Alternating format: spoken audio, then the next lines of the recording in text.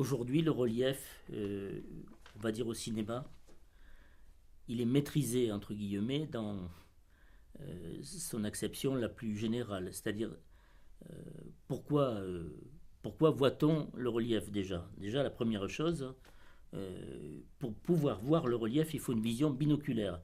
Nous avons normalement une vision binoculaire, c'est-à-dire on a deux yeux, et c'est l'écartement des deux yeux, qui est en moyenne chez l'être humain de 67 mm, qui va donner deux images. Ces deux images sont recomposées par le cerveau, et sur la partie qu'on appelle la vision centrale, sur cette vision centrale, ça nous permet de distinguer des éléments qui sont dans la profondeur et de juger à quelle distance ils sont.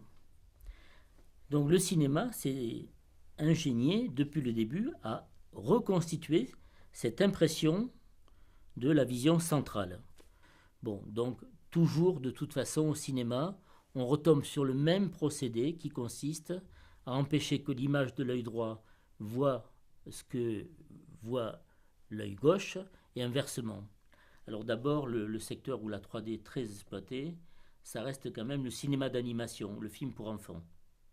Voilà. Alors pourquoi? Parce que d'abord c'est des films plutôt courts, c'est des procédés fatigants au niveau visuel, et donc je pense que nécessairement, comme ces procédés sont fatigants pour la vue, ça ne peut être que des films très très courts. Alors ça a été utilisé pour des longs métrages, il y a eu le grand succès d'Avatar, un film en 3D. Bon, et il y a très peu de films en 3D parce que c'est un travail énorme. Et généralement, bon, Scorsese s'y est essayé en essayant de faire un film sur Méliès.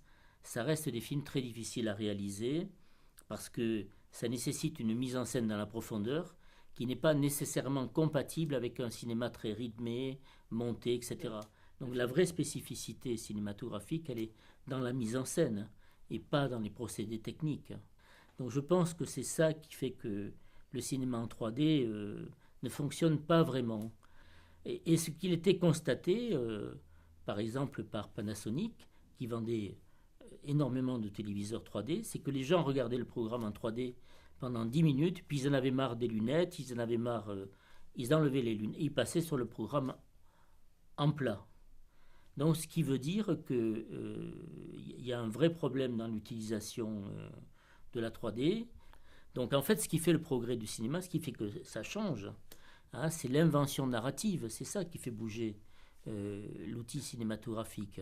Pas vraiment l'outil technique, parce que l'outil technique, quasiment, le cinéma, il était parfait quand il est né. Hein, il était né pour reproduire le mouvement. Et cette fonction, il l'assume complètement.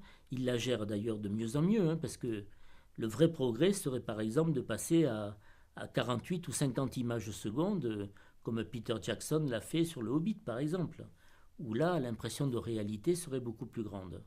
Donc aujourd'hui, évidemment, on a un arsenal technique qui est au service du cinéma, qui est d'une rare perfection. Et cette rare perfection, évidemment, elle n'est que technique, elle n'est que l'apparence.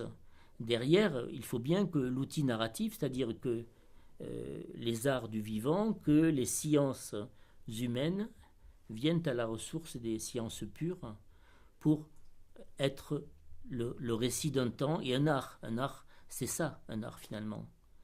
Donc je pense que la 3D au cinéma, elle ne peut être qu'exceptionnelle. C'est pas souvent uniquement la technique qui font bouger les choses dans le cinéma. Quelles sont les révolutions esthétiques du cinéma? Bon, c'est souvent des révolutions d'ordre narratif. Le fait que le regard du spectateur se soit éduqué, qu'il aille très vite dans sa pensée, qu'il y a une sorte de découpage inconscient qui vient dans la tête des gens. Donc je pense qu'il y a, voilà, que c'est le spectateur souvent qui va euh, relancer un mode narratif, modifier les modes narratifs qui sont plus allusifs, moins descriptifs. Alors, est-ce qu'il y a encore un avenir pour le cinéma en 3D? Pourquoi pas? Mais moi, je pense que ça ne peut être que vraiment exceptionnel. Donc, on a aujourd'hui des procédés qui fonctionne bien. Mais tout simplement, les conditions d'utilisation, les conditions d'observation du relief au cinéma aujourd'hui rendent, à mon avis, très aléatoire le fait qu'il n'y aurait plus que du cinéma en relief et que ce serait ça le progrès